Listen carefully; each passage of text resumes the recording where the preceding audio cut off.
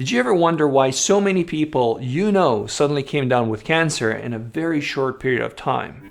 Of all the paradoxes of probability, this one is the most counterintuitive, so bear with me while I explain. Say you live in a house that has a constant chance of being struck by lightning throughout the century. And let's say that over that century, it averages to about 1 lightning strike per month. Let's also say that your house just got hit by lightning today, say 1st of June. What is the most likely date for the next bolt of lightning to strike your house? Is it June 15th? 30th? The answer, paradoxically, is tomorrow, the 2nd of June. And here's why. The probability of tomorrow having the next strike is pretty low. It's 1 in 30 days, or 0.033333 recurring.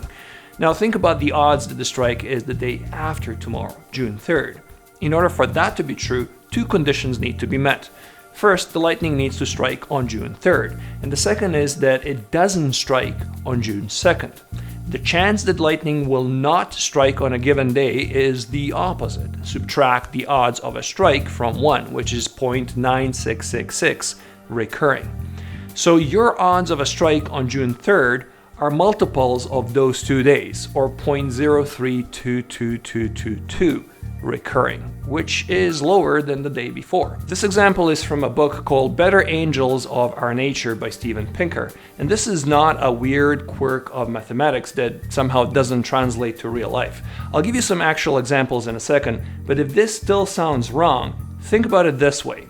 What are the odds that the lightning will strike on the last day of the month, June 30th? For that to be true, there couldn't have been any strikes for 28 consecutive days, which is extremely unlikely.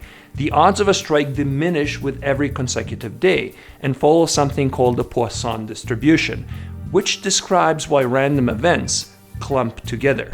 Poisson distribution translates to real world perfectly. For example, put just 57 random people in one room. 99 out of 100 times you do that, you will end up with 2 people who share the same birthday. Poisson distribution is why Spotify had to change its shuffle function and make it less random, because previously it was too random. Users complained that the same artist would play many songs in a row. During World War II, residents of London were convinced the Germans were somehow bombing only specific types of neighborhoods, because theirs got decimated while others were left intact. But when mathematicians divided the London map into tiny little squares and counted the strikes, they saw that the bombs had the Poisson distribution. It was perfectly random. Poisson distribution is everywhere around us, and the reason why so many people you know come down with cancer in such a short span of time. Now you know the facts. It's not the government poisoning us with chemtrails. Randomness is clumpy as a rule, not as an exception.